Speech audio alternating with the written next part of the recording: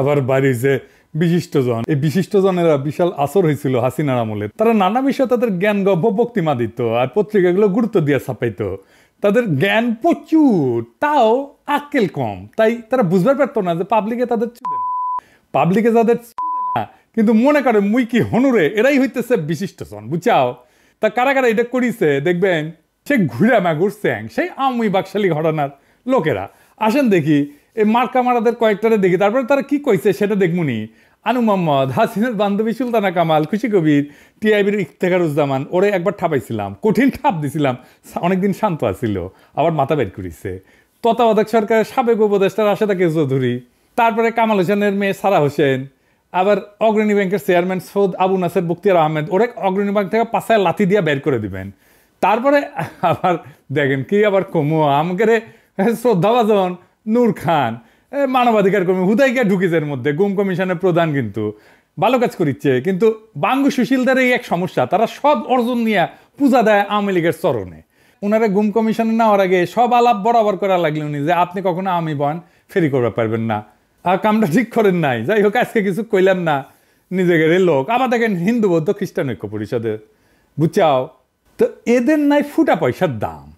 আসছে পত্রিকা পাতায় প্রতিবাদ জানাইতে, কইছে ধানমন্ডি 32 নম্বর রোডের শেখ মুজিবুর রহমানের বাড়িটা ঘুরিয়ে দেওয়ার তীব্র ক্ষোভ এবং নিন্দা জানিয়ে বিবৃতি দিচ্ছেন দেশের 26 জন বিশিষ্ট নাগরিক, যাদের পাবলিক তারা বলছেন আইন শৃঙ্খলা বাহিনীর সম্পূর্ণ জ্ঞাতসারে যেভাবে বাড়িটি ভাঙা হয়েছে, আগুন দেওয়া হয়েছে, তাতে করে গভীরভাবে মর্মাহত, স্তম্ভিত এবং লজ্জিত হয়ে এই ঘটনার বিচার চায়। আবার তা করেছি তো আমরা, আমিও করেছি, আমি তো ডাক দিছি, তো আমার বিচার কর তুই। দেখি দেখি ক্যাঙ্কা তোর মাজাত জোড়ায়, দেখি আয় আয় একটা মামলা কর আমার নামে, দেখি কত তোর মাজাত কত জোর আছে, তোর 26 জন মিলা, দেখি আয় কর তো, দেখি আমার নামে একটা মামলা, আয় দিব বিচার।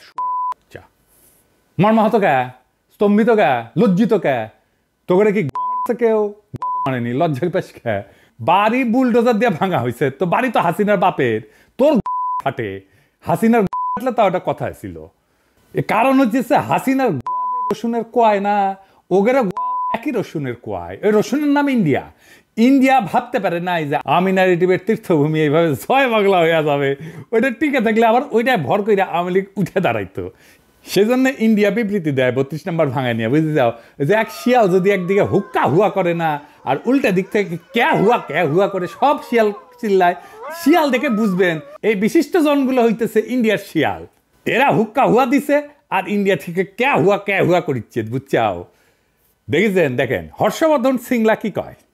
जो शेख मुजीबुर रहमान का घर जलाया है, वो ना सिर्फ उनका घर था, पर ये 1971 के जो जितने भी लिबरेशन वॉर के मोमेंटोस थे और आर्काइव थे, डॉक्यूमेंट्स थे, वो सब वहाँ पे थे। तो मुझे लगता है कि ये एक अटेम्प्ट है कि 1971 के इनके जो लिबरेशन वॉर का जो स्पिरिट है और वो नैरेटिव है, उसको हटाने का कोशिश है। तो इसमें जो लोग दाखिल थे वो शायद हिज़्बुत तहरीर के भी थे, और जो हमने देखा IS के फ्लैग भी लगाया इन्होंने। तो ये थोड़ा मतलब स्टूडेंट्स तो नहीं थे, ये मुझे लगता है कि आतंकवादी थे। और ये जो हरकतें हैं मेरे ख्याल से बांग्लादेश के लोगों के हित में नहीं है। भारत सरकार की तरफ से एक प्रेस स्टेटमेंट भी, एक से ज़्यादा प्रेस स्टेटमेंट हैं, उनके डिप्टी हाई कमिश्नर को बुलाया गया है, और हमने काफ़ी मतलब सख्त तरीके से इनको बताया कि ये सब हरकतें नहीं चलें। আবার দেখেন ইন্ডিয়ার টেলিগ্রাফ কি কয়, যে বলে এটা নাকি ISI এর কাজ। ইন্ডিয়ান বাংলাদেশের মানুষ কি ধৈঞ্চারে তোগের মতো? বাংলাদেশের মানুষ রক্ত দিয়া যুদ্ধ করে পতাকা পাইছে। এই 24-এ রাজপথে আমাদের ছেলেরা রক্ত দিছে, বীরের মতো লড়াই করছে চোখের সামনে। তোগের মতো আলোচনার টেবিলে বসে ব্রিটিশদের সাথে নেগোশিয়েট করে স্বাধীনতা পাইছে রে ভাই। তাই বাংলাদেশের মানুষের রাজনৈতিক আকাঙ্ক্ষা একবার দেখে আমেরিকার হাত, একবার দেখে পাকিস্তানের হাত। পাকিস্তানের হাত কুটি আছে জানি না, কিন্তু তোর পুটকিত আছে এটা শিওর। শালা গান্ডু ধ্বজভঙ্গ। এই জন্য তো ইন্ডিয়ান নায়িকাগুলো খালি বাংলাদেশে আসে, বাংলাদেশের আগুন বরাবর পোলাপানগুলোর আকর্ষণে আসে, বীরত্বে মুগ্ধ হইয়া আসে। আরো আসবি শালা। 32 নম্বরের সাথে বাংলাদেশের গৌরবের ইতিহাস জড়িত নাই, আছে লজ্জা আর কলঙ্কের ইতিহাস। কেন আছেন দেখি। এ বাড়ি তৈরি হয়েছিল দুর্নীতির টাকায়। এই বাড়ি থেকে মুজিব আত্মসমর্পণ করে পাকিস্তানি বাহিনীর কাছে, দেশের মানুষকে গণহত্যার মুখে ফেলা। নেতা নাকি সে সুটকেস গুছে রেখেছিল বুঝছাও, যে ও ধরবি থেকে। তারপরে নাকি ফোন করেছে আর্মির জেনারেলদেরকে, আমাকে ধরে নিয়ে যাও, ধরে নিয়ে যাও। এই বাসা থেকে নাকি স্বাধীনতা ঘোষণা দিছিল। একেবারে মিছা কথা, ডাহা মিছা কথা। বাংলাদেশের সরকারের না এখনই পাকিস্তানের আর্কাইভে খোঁজ নেওয়া উচিত। 1971 সালে ওই যে সোহাদ্দির বডিগার্ডের যে মামলা হয়েছিল না, স্বীকারোক্তি কি দিছিল, সে যেরকম ধান্দাবাজ, তার বাংলাদেশের স্বাধীনতার বিরুদ্ধে এবং পাকিস্তানের অখণ্ডতার পক্ষে স্বীকারোক্তি দেওয়ার কথা। আমি 99% শিওর। বাকি 1%-এর জন্য আপনারা পাকিস্তানে একটা স্পেশাল মিশন পাঠাতে পারেন, মিলা যাবে। আমি কইলাম এটা আরো আগে করা উচিত ছিল। ইনফ্যাক্ট সেই মামলার পুরা নথির নকল বাংলাদেশের সরকার নিয়ে এসে উন্মুক্ত করে দেওয়া উচিত। মুজিবের যে দুর্নীতি মামলা যেটা দেখালাম, যেটা 2 বছর জেল কাটিছে না ওই সোহাদ্দির বডিগার্ড, সেই মামলার নথি উন্মুক্ত করে দেওয়া উচিত। আওয়ামী লীগকে মরালি দুর্মুষ পেটায় না করলে ওরা থাকবে না। হিউম্যান রাইটস ওয়াচ আবার বিবৃতি দেয়া কইছে, ক্ষমতাচ্যুত আওয়ামী লীগ সরকারের বিরুদ্ধে ক্ষোভ ন্যায্য হইলেও আইনের লঙ্ঘন ন্যায্য নয়। মানে হইল ক্ষমতাচ্যুত আওয়ামী লীগ সরকারের বিরুদ্ধে দাঁড়ায় কোনো আইন লঙ্ঘন করা যাবে না। তাইলে আইন লঙ্ঘন মানে কি আসেন এটা বুঝে দেখি। ফ্যাসিজমের বিরুদ্ধে কোনো গণপ্রতিরোধ সৃষ্টি হইয়া যদি কোনো পাল্টা ক্ষমতার জন্ম দেয়, তাইলে নাকি আইন লঙ্ঘন হইয়া যাবে। যার সোজা মানে হইল যে কোনো বিপ্লবী তো অবৈধ, আইন অবৈধ। তো এমন এক কাজ যেটা আইনের লঙ্ঘন, কার আইন, কোন আইন? তাহলে যে দেশের মানবাধিকার সংস্থা HRW, সেই আমেরিকায় 1776 সালে যে বিপ্লব হয়েছে সেটা অবৈধ, আইন লঙ্ঘন। বা ধরেন 71-এর মুক্তিযুদ্ধ, এটা তো আইন লঙ্ঘন। 1976 সালে আমেরিকান বিপ্লবীরা অস্ত্র হাতে তুলে নেয় নাই, সেটা কোন আইনে নিছিল? কোন আইনে ন্যায্যতায় নিছিল? নাকি HRW কবে যে সেটাও অবৈধ, আইনের লঙ্ঘন? কোন নতুন ক্ষমতা যদি রাজপথ থেকে উত্থিত হয় জনগণের মধ্য দিয়া, তার আগে বা তার উপরে কোনো আইন নাই, আগে ক্ষমতা, তারপরে সেই ক্ষমতার মূরত থেকে আইনের জন্ম, কনস্টিটিউশনের জন্ম। এটাই হইল রাজনীতির ধারণা। মানবাধিকারের ধারণা দিয়ে রাজনীতি বুঝতে পারবেন না। মানবাধিকারের ধারণা দিয়ে রাজনীতি বুঝতে গেলে বেশি বুঝবেন, এইরকম মাখায় ফেলবেন। কোনো গণপ্রতিরোধ যদি তৈরি হয় কোন একটা জুলুমের বিরুদ্ধে, তাহলে একটা পাল্টা গণক্ষমতার জন্ম হয়, যা জীবন্ত, যা আগের সকল ক্ষমতা, সকল আইন, সমস্ত কনস্টিটিউশন, সব সংবিধানকে নাকচ করে দেয়। পাবলিক নিজেই জীবন্তভাবে গণক্ষমতা নিয়ে হাজির হইয়া যায়, যার সামনে আগের সমস্ত ক্ষমতা, আগের সমস্ত আইন, সমস্ত কনস্টিটিউশন নাকচ হইয়া যায়। নতুন ক্ষমতার সামনে সকল আইন অন্যায্য, বাতিল হইয়া যায়। সেটা ঘোষণা দিয়া কনস্টিটিউশন বাতিল করে বলা হোক আর নাই হোক, সবসময় আগে নতুন ক্ষমতা, পরে আসবে সেই সূত্রে আইন। আগে থেকে থাকা কোনো আইন দিয়ে নতুন ক্ষমতা তৈরির পর আর প্রযোজ্য থাকে না, কার্যকর থাকে না। আমরা কি 1971 সালের আগে থেকে পূর্ব পাকিস্তানের, মানে যেটা পূর্ব পাকিস্তান ছিল, পাকিস্তানের আইন কনস্টিটিউশন মাইনা নিয়ে মুক্তিযুদ্ধ করেছিলাম? নয় কোনো গণক্ষমতা তৈরি করতে বা জন্ম দিতে পারতাম আমরা যদি আইন মেনে করতাম? পুরানো যে কোনো আইন কনস্টিটিউশন মানলে যে কোনো ধরনের অস্ত্র ধরনের তো অবৈধ এবং রাষ্ট্রদ্রোহিতা। এবং নতুন যে কোনো গণক্ষমতা জন্ম নিলে পরে সে নতুন সব আইনের জন্ম দিতে পারে। আর গণক্ষমতা জন্মের আগে কোনো আইন সে মানবে না, ক্ষমতার আগে কোনো আইন নাই। নয় ক্ষমতা থেকে এরপরে কেবল নয় আইন, নয় কনস্টিটিউশন তৈরি হইতে পারে। 2024 সালের জুলাই আগস্ট বিপ্লবে এই গণক্ষমতার উপরে আগের কোনো আইন তাদের উপর আর প্রযোজ্য না, ছিল না, থাকতে পারে না। রাজপথে থাকা ছাত্র জনতাই আইন, আমাদের সম্মিলিত আকাঙ্ক্ষাই আইন। আমরাই সার্বভৌম জনগণ, আমরাই সম্মিলিতভাবে যেই আকাঙ্ক্ষা পোষণ করব সেটাই বাংলাদেশের আইন। এর বাইরে কোনো আইন নাই। এবং এই জন্যেই এই বিপ্লবী জনতাকে মব আখ্যা দেওয়া হচ্ছে। কাদের তরফ থেকে? কেন বিপ্লবী জনতাকে মব বলা হচ্ছে? কারণ এরা জনগণের গণক্ষমতায় ভয় পায়। আসেন এটা একটু বুঝে দেখি। এই যে দেশের বিচার বিভাগ, বাস্তবে তো হাসিনার আদালত হিসেবে কাজ করলেও সাংবিধানিক নথিতে এটাই কিন্তু দেশের সবচেয়ে ক্ষমতাধর প্রতিষ্ঠান। এতটাই ক্ষমতাধর যেটা সংসদ বা জনগণের ক্ষমতার চাইতেও শক্তিশালী। এমনকি সংবিধানের ঊর্ধ্বে, সংবিধানের ব্যাখ্যা তারা দেয়। এমনকি যদি রাষ্ট্রই বিলুপ্ত হয়ে যায় তাও বিচার বিভাগ বহাল থাকবে। এই বিচার বিভাগকে তাই সরকার কিছু করতে পারে না, করতে পারেও নি। হাসিনার তৈরি করা এই স্ট্যাবলিশমেন্টই এখনো বহাল আছে।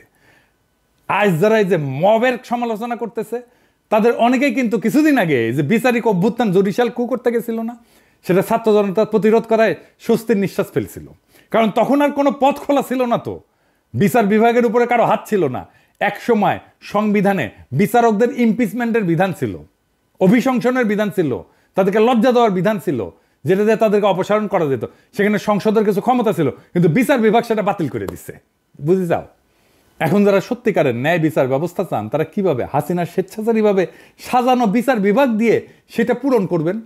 একমাত্র সমাধান হইল বিচার বিভাগকে সম্পূর্ণভাবে পুনর্গঠন করা, নতুন করে একটা বিচার ব্যবস্থা গড়ে তোলা। আর সেটা করতে হইলে সংবিধান সংশোধন করতে হবে এবং বিচার বিভাগের উপরে জনগণের সর্বোচ্চ কর্তৃত্ব প্রতিষ্ঠা করতে হবে। জনগণ সর্বোচ্চ, বালের সংবিধান, বালের বিচার বিভাগ, সবার উপরে জনগণ। এই বিচার বিভাগ যখন ন্যায় বিচার দিবে না, যখন ক্ষমতাসীন দলের লোকদের রেহাই দিয়ে দিবে, তখন জনগণ কিভাবে ন্যায় বিচার পাবে? সরকার চাইলেও তখন বিচার নিশ্চিত করতে পারবে না। মজার বিষয় হলো বিচার বিভাগের সাথে যখন সরকারের সংঘাত সৃষ্টি হবে, তখন সরকারের হাতে একমাত্র পথ থাকে জনতাকে ডাক দেওয়া। তাইলে বুঝেন, রাষ্ট্রের গঠন প্রণালীর মধ্যে বিচার বিভাগ নিজেই এই যে মবস বলতেছে, যাদেরকে জনতাকে বলতেছে বিক্ষুব্ধ জনতা, তা তৈরি হওয়ার পূর্ব শর্ত তৈরি করে রাখছে। জনগণের সার্বভৌমত্বের বদলে বিচার বিভাগের সার্বভৌমত্ব দলিলে লিখে রাখা হয়েছে। জনগণ বিচার বিভাগের খবরদারি মানবে কেন? রাষ্ট্রের মালিক জনগণ, বিচার বিভাগ না। বিচার বিভাগের ঊর্ধ্বে জনগণ, রাষ্ট্রের প্রকৃত মালিক জনগণ। তাই যাদেরকে আজকে মব বলা হচ্ছে তারা থাকবে, জনতা রাস্তায় থাকবে, জনতা রাজপথে থাকবে যতক্ষণ পর্যন্ত না নতুন আইন তৈরি হইতেছে, ততক্ষণ পর্যন্ত জনতাই ডিকটেট করবে এই সরকার কিভাবে চলবে। এবার আসেন 32 নম্বর ভাঙায় কি অর্জিত হয়েছে, কি লাভ হয়েছে, এটা একটু বুঝে দেখি। এই সরকার, যে সমস্ত সরকার যে সমস্ত ভালো কাজ করে না, তার দায় এসে পড়ে ছাত্র জনতার নেতাদের উপরে। তখন গালি খেতে হয় তাদের। আর নতুন রাজনৈতিক দলকেও কিংস পার্টি বলে কটাক্ষ করা হয়, মানে ছাত্ররা যে দল তৈরি করতে যাচ্ছে, যারা গালি দেন ওই নেতাদের দোষ দেন। তারকে একবারও ভেবে দেখছেন যখন ছাত্র জনতা 32 নম্বর ভাঙে, তখন সেটাকে কেন আর কারো কাজ বলে মনে হয় না? ছাত্র জনতার এই কাজ সরকার যেহেতু সরাসরি ঠেকানোর চেষ্টা করেনি, সুতরাং সেটা তো সরকারেরই একটা কাজ। এটাই তো স্বাভাবিক। সরকারে যারা আছে তারা সরকার চালাইতেছে, তারা রাষ্ট্র চালাইতেছে, আমরা সরকারের পাবলিক পার্টনার। রাষ্ট্রের দায়িত্বে থেকে তারা যেটা করতে পারতেছে না, সেটা তাদের পাবলিক পার্টনাররা কইরা দিতেছে। সরকার পুরা বিপ্লবী হইলে এটা সরকার নিজেই এটা ভাঙতো। সরকার আধা বিপ্লবী জন্য সে চুপ করে থাকে, আমরা কামটা সেরা দিই। আধা বিপ্লবী সরকার হইলে তো এমনটাই হওয়ার কথা। এতে সরকারের কর্তৃত্বের ঘাটতি দেখা যাচ্ছে না তো, বরং সরকার নিজেই যে ভাঙতে চাইছিল তা শুধু আনুষ্ঠানিক পথে না, যে অপ্রাতিষ্ঠানিক বা ইনফর্মাল পথে ঘটাইছে। এই সরকারকে জোর কইরা সংবিধানের কাঠামোর মধ্যে ঢোকানো হয়েছে, কিন্তু তার বিপ্লবী চরিত্র অটুট আছে। এইটাই গুরুত্বপূর্ণ বিষয়, সেটাই বারবার প্রকাশ পেয়ে যাচ্ছে। সরকারের যেটা বিপ্লবী আকাঙ্ক্ষা, সেইটা তার পাবলিক পার্টনারের মধ্যে দিয়ে প্রকাশিত হইতেছে। সরকার আমাদের বাধা দিতেছে না। এইখানেই মজা, এইখানেই পাবলিক প্রাইভেট পার্টনারশিপ, বুঝছাও, নতুন ধরনের। আমি নিজে কতবার কইছি এটা বিপ্লবী সরকার না, এটা বিপ্লবী সরকার না। আমরা চেষ্টা চরিত্র কইরা সরকারকে আধা বিপ্লবী সরকার বানাইতে পারছি, এরপরে আমরা পুরা বিপ্লবী সরকার বেনে দেবো এই সরকারকে। এটাই আমাদের অর্জন। যখনই মনে হবে এই সরকার তার বিপ্লবী শপথ ভুলে যেতেছে, তখনই তার বেসরকারি পার্টনাররা আমরা মাঠে নেমে চাপ সৃষ্টি করে সেই শপথ মনে করায় দিতেছি। বিপ্লবের পর হাসিনার স্ট্যাবলিশমেন্টের যারা শরিক ছিল তারা ভাবছিল সব গুছায় আনছি, এখন আমরা অ্যাডভাইজারও নিয়োগ বানাইতে পারি। ডেলি স্টারের সাংবাদিক কইছিল না, অ্যাডভাইজার আমরা বানাই। হ্যাঁ, বেশ স্বস্তিতেই ছিল। কিন্তু ছাত্র জনতার এই শক্তিশালী শোডাউন দেখা তারা আবার আতঙ্কিত হয়ে পড়ছে। হওয়াটাই স্বাভাবিক, তাদের ক্ষমতায় ফেরার স্বপ্ন আরো এক ধাক্কা খেয়েছে। বিপ্লবের জন্য এটা সবচেয়ে বড় অর্জন। আজ যারা আকার ইঙ্গিতে নিন্দা করতেছে না, তারা মূলত শেখ মুজিবকে ফ্যাসিস্ট বলে মনে করে না। তাদের কাছে বাকশালও একটা ভালো ঘটনা, সুন্দর। কত্তার পাদ তো শেখ মুজিবের পাদ, ওটা গন্ধ না, বুঝছাও? তাই সরাসরি বলতে পারতেছে না, সেই জন্যেই এই মব টপ বইলা এই সমস্ত ধোঁয়াশা তৈরি করতেছে। তবে আমার মৃত্যু পরোয়ানা ঘোষিত হয়েছে, আগে শুনেন কেমনে। পিনাকি ভট্টাচার্য, ফ্রান্সের একটা লয়ের কথা বলি। If you kill someone, you don't need to death penalty. Maybe life in the prison, 10 years, 12 years. ফ্রান্সে কি বাংলাদেশের মানুষ নাই? পিনাকির মতন একটা কুকুর এই ধরনের কাজ করে যাবে, আর বাংলাদেশের মানুষ এখানে বসে আছে? অ্যাসাইলাম মারা একটা কুকুর এখানে বসে আছে। এই কুকুরটার গলা কাইটা যদি এখানে কোন মানুষের ডেথ পেনাল্টি হবে না, life in the prison. I am challenging. I am sorry. সে বলতেছে ফ্রান্সে তো খুনের শাস্তি 10 বছর জেল, ফাঁসি তো দিবে না, তো পিনাকে খুন করে না কেউ কেন ফ্রান্সে? হাসিনা এক বক্তৃতায় গেল ক্ষমতা, আর এক বক্তৃতায় গেল 32 নম্বর। আলহামদুলিল্লাহ, আমার শহীদের মৃত্যু হইলে না বাংলাদেশে আমার ক্ষুদ্র ভ্রাতার ভগিনেরা ছোট বড় মাঝারি কোমল কঠোর বাকশালীদের আস্ত রাখবে না, ছানা বানা করে ফেলবে। আমার মৃত্যুতে বাংলাদেশ পুত পবিত্র হবে। আমার সত্যিই যদি মাইরা ফেলায় বাংলাদেশে যেন কোনো বাকশালী রক্ষা না পায়। আমার মৃত্যুর খবর বাংলাদেশে পৌঁছানোর 24 ঘন্টার মধ্যে কাম ফিনিশ করে দিবে। এইখানেই শেষ না, আমি ওদের জন্য নরকের দরজায় হাজির থাকবো, ওদের জান ওইখানে আমি কালা কালা করে দেবো। সরকার গত 6 মাসে যা যা ভুল করেছিল যে জায়গায়, সেইটার কাফফারা দিতে হয়েছে আমাদের 5ই ফেব্রুয়ারিতে। আবার আর একটা জনফস্ফোরণ হয়েছে। এই জন্যেই প্রেসিডেন্ট সরকার আরো সংহত হয়েছে, ভালো হয়েছে আমাদের জন্য। অপারেশন ডেভিল হান্ট শুরু করতে পারছে। একটা সুশীল হান্টও চালু করা দরকার। কারা কারা এই যে সব 26 জন এই সুশীলেরও হান্ট করা লাগবে, ওটা জনতাই করবে। যাই হোক, আবারও কিন্তু আমাদের অর্জন ধুলায় মিশে যেতে পারে যদি আবার আগের আলস্য কাটায় উঠতে না পারে। আগের আলস্য আর সিদ্ধান্তহীনতা, অবিবেচনা প্রসূত নিয়োগ চলতেই থাকে। আমি 7ই আগস্ট কি লিখেছিলাম দেখেন, লিখেছিলাম এমন হয়েছে বাংলাদেশের ক্ষমতা এখন হাসিনার বদলে সুপ্পু। তাহলে এত রক্তপাত এত প্রাণদানে লাভ হইল কি? বিপ্লব মানে গণক্ষমতা, সেই বিপ্লব তো সুপ্পুর অনুমোদন নিয়ে কাজ করবে না। সুপ্পু কেন আবদার করে? একে আজাদ কেন এর মধ্যে ঢুকে? ছাত্রদের মতামতে সর্বোচ্চ গুরুত্ব দিতে বলছি। সেখানে তো এটাই বলি নাই যে একে আজাদের পরামর্শ নিয়ে কাজ করতে হবে। এটা তো বলি নাই যে ডিজিএফের চিফের সাথে আলাপ করতে হবে। এই তত্ত্বাবধায়ক সরকার যদি ইন্ডিয়ান লাইসপেন্সার দিয়ে ভর্তি হয় তাহলে কলে জান কালা কালা করে দেবো, করে দিছিলাম কলে, বুঝাও। আর এই প্রক্রিয়া বুঝে হোক না বুঝে হোক যারা বিপ্লব বেহাত করে দিচ্ছে তাদের আমরা ক্ষমা করব না। দেখেছিলেন আমি ঠিক সময় মতো ঠিক কথা কইছিলাম, যা আমি আগে কইছি সেটা পরে ঠিক হয়েছে, পরে আবার আমাদেরকে এসে আবার এটা ঠিক করে নিতে হয়েছে। এই যে দেখেন মনির হায়দারকে বিশেষ সহকারী হিসেবে নিয়োগ দেওয়া হয়েছে। আমি চিনি তারে, আমি অপছন্দ করি না, পছন্দই করি, কিন্তু মনির হায়দারকে আপনারা চিনেন না তাই না? আমেরিকা প্রবাসী এক সাংবাদিক। আচ্ছা বলেন তো, প্রফেসর ইউনূসের একজন আমেরিকা প্রবাসী সাংবাদিক দরকার, আপনার কার নাম মনে ভাইসা আসে?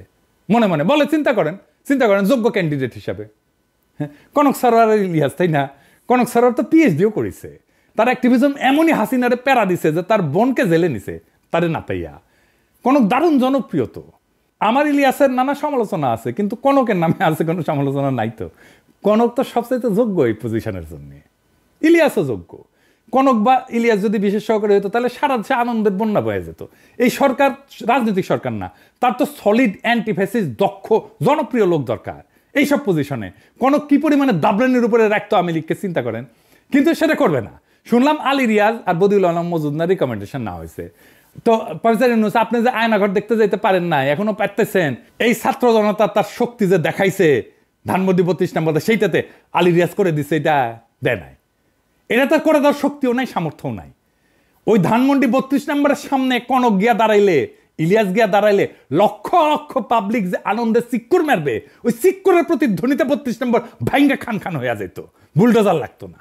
কিন্তু না, আপনার আলী রিয়াজকে খুশি করা লাগবে, আপনার কাজে কে লাগবে এটা ভাববেন না, আপনার কাজ খুশি করা লাগবে সেটা ভাববেন। ছাত্ররা ষষ্ঠ উপদেষ্টা গায়ে বানানো জানাজা করিচ্ছে। ছাত্ররা কি উপদেষ্টাদের বানাইছে না? তাদের সিলেক্ট করেছে না? এখন জানাজা কেন? যেটা নিজে গিলিছেন সেটা বমি করতে পারবেন না, দায় নেন, গিলিছেন পেটের মধ্যে রাখেন। আজকের এই অবস্থার জন্য আপনারাও দায়ী। এই টাইমটা হেলায় হারায়েন না। আগে মেলা কথা কইছি, শুনেন নাই। আগামীকাল আপনাদের জন্য আলাদা এপিসোড করব, কেমনে নতুন রাজনৈতিক দল করবেন। এটা আপনাদের কোনো স্যাটব্যাড আছে বলে তো মনে হইতেছে না। মন দিয়া শুনেন। অনেকে কইতে পারেন, ওদের তো গোপনে কইতে পারেন না, আলাদা আলাদা করে কইছি মেলা কইছি, কাজ হয় না। এক কান দিয়ে ঢুকে আর এক কান দিয়ে বের করে দেয়। মানে আমি কইছি না যে নিজে যেটা স্বপ্ন দেখি সেটাকে বাস্তব করার জন্য আমি জীবন দিয়ে দিতে পারি, কিন্তু অন্যের কাছে আমার সেই স্বপ্নটা তো কাজ বা টাস্ক, তাই সে সেইটার জন্য জীবন দিয়ে দেয় না, কমিট করে না। আমি এটাতে শুধু তার জন্য কয়া দেবো তা না, যে কোনো দল এই স্ট্র্যাটেজি অনুসরণ করতে পারে। ছাত্ররা করলে ভালো, না হয় আমি যদি কখনো রাজনৈতিক দলটাল করি তাহলে এই পদ্ধতি অনুসরণ করব। যাই হোক, আগের প্রসঙ্গে আসি। একটা ভালো জনপ্রিয় মানুষের মনোনয়ন কিভাবে মানুষের আনন্দের উৎস হয় সেটা 21শে পদকে আমরা দেখলাম। আমাদের অনেক প্রিয় মুখ আছে এখানে, যেমন অভ্রেন মেহেদি, সবাই খুব খুশি হয়েছে। মাহমুদ ভাই, সবাই খুব খুশি হয়েছে, কিছু কিছু লোক ছাড়া, ওটা আসিচ্ছি। শহীদুল আলম, এই জন্য জনপ্রিয় মুখ লাগে। যদিও মাহমুদ ভাইয়ের পিছে বামেরা লাগিয়েছে, সেটা একটু বুঝে আসেন। বামেদের দাবি হয়েছে যে ফুলবাড়ি গুলির জন্য দায়ী মাহমুদুর রহমান, আবার কইছে ব্লগার হত্যার জন্য দায়ী মাহমুদুর রহমান। আমার দেশের উদ্বোধনী সংখ্যায় আমার এই বিষয়ে লেখা আছে, আপনারা পড়ে নিতে পারেন। এই যে এটা, আর এটা হইতেছে এই যে কল্লোল মুস্তফা, এটা হইতেছে আনু মোহাম্মদের লেসপেন্সার, তীব্র ইসলামোফোব। কেমন ইসলামোফোব আপনার এক্সাম্পল দিই। আগের বিদেশি সাংবাদিক আমার ফোন দিয়া কইল যে একটু পরিচয় করায় দেন কল্লোল মুস্তাফার সাথে, আমরা একটা সাক্ষাৎকার নিব আর কি। তো আমি তাকে ফোন দিই, ফোন ধরে না, মেসেজ দিই, দেখে রিপ্লাই দেয় না। কেন? পরে জানলাম যে আমি হেফাজতের পক্ষে লিখেছি, মানে আমি লিখলাম হেফাজতের পক্ষে, তাই আমার ফোন ধরা যাবে না, এতই ব্রাহ্মণ হই। তো এই তুই যে ব্রাহ্মণ হইছু, এত বড় ব্রাহ্মণ হইছু, তোর যে ক্ষুদ্রকালে তোর যে সোনার আগাটা কেটে ফেলে দিছিল না, ওটা কুটি খুঁজে পাবো তুই? নাম তো এটা লাগাইছু কল্লোল, যেন বোঝা না যায় যে মুসলমান কিনা। কেমন রক্ত মজ্জায় ইসলাম বিদ্বেষ দেখেন। আজকে ওর পেজের লেখাগুলো দেখেন তো, এডিটর সাহেব পুরা প্রফেসর ইউনূসের সরকারের বিরুদ্ধে যত বৃষ্টি দেখেছেন। আবার দেখেন প্রফেসর ইউনূসের সরকারের মধু খাইতে আসা সাংবাদিক গোলাম মুর্তজার ভিডিও শেয়ার দেয়, তো ওই গোলাম মুর্তজা কেন জিগায় না যে প্রফেসর ইউনূসের সরকার কেন পারফর্ম করিচ্ছে না? সে তো সিনিয়র সেক্রেটারি মর্যাদায় প্রেস মিনিস্টার হয়েছে আমেরিকায়, বিধি ভেঙ্গা, এরাও নাকি আমার আলী রিয়াজের রিকমেন্ডেশন, বুঝছাও? এই বামেরা কেন প্রফেসর ইউনূসের সম্পর্কে বিলা জানেন? হাসিনাও দেখবেন বক্তৃতা দিলে ইউনূসের বিরুদ্ধে বলে, বিএনপি জামাতের বিরুদ্ধে বলে না। কিন্তু এই যে তারপরে যে এতিম আছে না, ওমিপিয়ালের এতিম তেতিম আছে না, তারাও প্রফেসর ইউনূসের বিরুদ্ধে এক একটা, বিএনপি জামাতের বিরুদ্ধে না, কিন্তু সমন্বয়কদের বিরুদ্ধে এক একটা, ছাত্রদের বিরুদ্ধে এক একটা। কেন জানেন? প্রফেসর ইউনূস থাকায় ইন্ডিয়া কিছু করবে পারছে না, প্রফেসর ইউনূস থাকায় ইন্ডিয়া সমস্ত শয়তানি মাঠে মারা যাইতেছে, তাই এগুলো এত চুলকানি, বুঝছাও? ইন্ডিয়া এইগুলার লাগাইছে প্রফেসর ইউনূসের পিছে লাগতে, যেন প্রফেসর ইউনূস বিরক্ত হয়ে ক্ষমতা ছেড়ে চলে যায়। আমি নিজেই কইছিলাম যে আমি নিজে বিরোধী দলের ভূমিকা পালন করবো, কিন্তু যেই টাইমে দেখলাম আরে এই কেস তো খারাপ, ইন্ডিয়া তো প্রফেসর ইউনূসের পিছে লাগিয়েছে, সাথে সাথে একবারে ঠিক করলাম না, ইন্ডিয়ারে কোনো চান্স দেওয়া যাবে না, প্রফেসর ইউনূসের পাশে শক্তভাবে দাঁড়াইতে হবে, আর এইগুলারে সবসময় দাবরানের উপরে রাখতে হবে। আপনারাও রাখবেন। যাই হোক, মাহমুদ ভাইয়ের প্রসঙ্গে আসি। আরেক ঘটনা কি জানেন? মাহমুদ ভাই যখন জ্বালানি উপদেষ্টা, তখন সরকারের প্রধান ছিল খালেদা জিয়া, স্বরাষ্ট্রমন্ত্রী ছিল খালেদা জিয়ার দলের অন্য কেউ, তাই না? গুলি করছে তো তাইলে স্বরাষ্ট্রমন্ত্রী। মাহমুদুর রহমানের কেন দোষ? সবার দায় করার আর কারো দায় নাই, দায় শুধু মাহমুদুর রহমানের, বুঝেছেন? এইসব ঘটনাকে সরকারের সঙ্গে জনগণের সংঘাত হিসাবে দেখতে হবে। কিছু মানুষ নিহত হয়েছে, আমরা সেটা নিন্দা জানাই, মানে আপনি ফেরেস্তা বসিয়ে দিলে তো মারপিট হবেই রাস্তায়, তাই না? প্রফেসর ইউনূসের আমলে পুলিশের হাতে মারা গেছে না মানুষ, হত্যাকারীদের শাস্তি নিশ্চিত করতে হবে সেই জন্যে, এবং এই দাবি জানাইতে হবে হত্যার দায় অবশ্যই সরকারের। এমন সংঘাত রাষ্ট্র পরিচালনার সময় ঘটে থাকে, এমনকি হত্যার ঘটনাও ঘটে, বাস্তবতা মেনে নিতে হবে। বাংলাদেশের মতো দেশের জন্য এটা আরো সত্য। ফরমাল আদালতের বিচার হওয়ার পাশাপাশি জনগণের আদালতেও রাজনৈতিক শাস্তি নির্ধারিত হবে, হইতেই হবে। 2006 সালের পর বিএনপি যে দমন পীড়নের শিকার হয়েছে, সেটাও তো এমন কিছু ঘটনার প্রতিক্রিয়া হিসেবে দেখা যেতে পারে, তাই না? জনগণের আদালতে তারা রাজনৈতিক শাস্তি পাইছে তো। জনগণ তো 2008 সালের নির্বাচনে তাদেরকে ভোট দেয় নাই। এমনকি বিএনপি কোনো আন্দোলনে জনগণকে সম্পৃক্ত করতে পারে, তাদের কর্মীরা গেছে, কিন্তু জনগণকে নিয়ে মাঠে নামা এটা করতে পারে নাই তো। তো রাষ্ট্রীয় ক্ষমতা কাঠামোর মধ্যে এই ধরনের কর্মকাণ্ড এবং শাস্তির ধারাবাহিকতা আছে। কেবল মাহমুদুর রহমানের উপর দায় চাপায় বিএনপি দায় এড়ায় যাওয়া কি ঠিক বলেন? তবে মাহমুদুর রহমানের উপর তাদের ক্ষোভ কেন? কারণটা হচ্ছে তার সাংবাদিকতা। তো এটা সরাসরি কইলেই হয়। উনি স্কাইপের ঘটনা খবর প্রকাশ করছিলেন কেন? কেন থাবা বাবার ব্যক্তিগত ব্লগ, নবী রাসূলদের নিয়ে অশ্লীল ব্লগের লেখা এটা প্রকাশ করছিলেন? তো এটার তো জবাব আছে। সাংবাদিকতার কাজই তো গোপন তথ্যকে প্রকাশ্যে আনা, ব্যক্তিগত গোপনীয়তা ব্যতীত। তো তিনি সত্য চাপা দেননি, সেই জন্যই তিনি আরো যোগ্য সাংবাদিক হিসেবে বিবেচিত হবেন। এখন দেখেন হাসিনার যে অনিয়ম, হাসিনার দুর্নীতি, খুন, জখম, লুটপাট, এইটা নিয়ে ওদের যাদের পছন্দ, মতিউর রহমান, মাহফুজা নাম, তারা কোনো প্রতিবেদন প্রকাশ করছে? করেনি। অথচ একমাত্র মাহমুদুর রহমান সেটা প্রকাশ করে যাচ্ছে আমার দেশ দিয়া। যদি সত্যি সত্যি ফ্যাসিবাদ প্রতিরোধে আন্তরিকতা থাকতো এই বামগুলার, তাইলে ওরা আমার দেশ পত্রিকার প্রশংসা করতো, মতিউর মাহফুজদের সমালোচনা করতো। সেটা কিন্তু করে না, আমার দেশের সমালোচনা করে। আর মতি মাহফুজ ওদের কাছে দেবতা। এই জন্যেই বাংলাদেশে এই সমস্ত সুশীল বাম হান্টিং শুরু করা উচিত। বাংলাদেশে ইন্ডিয়ান দালাল মুক্ত না করলে বাংলাদেশ মাথা তুলে দাঁড়াইতে পারবে না। আমাদের বিপ্লবের একটা লক্ষ্য হাসিনা হটাও, আমাদের বিপ্লবের আর একটা লক্ষ্য কিন্তু ভারতীয় দালাল মুক্ত বাংলাদেশ। তার আগে ভারতীয় দালাল চেনার কাজটা করতে হবে। আজকে তো কিছু দালাল চিনিলেন, তাই না? এদের প্রোফাইল, ফেসবুক প্রোফাইল যদি খোলা পায় না, তাহলে লিখে আসবেন। কি লিখবেন জানেন? লিখবেন জয় বাংলা, জয় হিন্দ, লুঙ্গি সেরা ধুতি পিন। আর এইগুলারে আমার কাছে পেটে দিয়েন। ধুতি কেমনে পড়া লাগে সেটা শিখে দেবো। ফ্রি ফ্রি ইনকিলাব জিন্দাবাদ।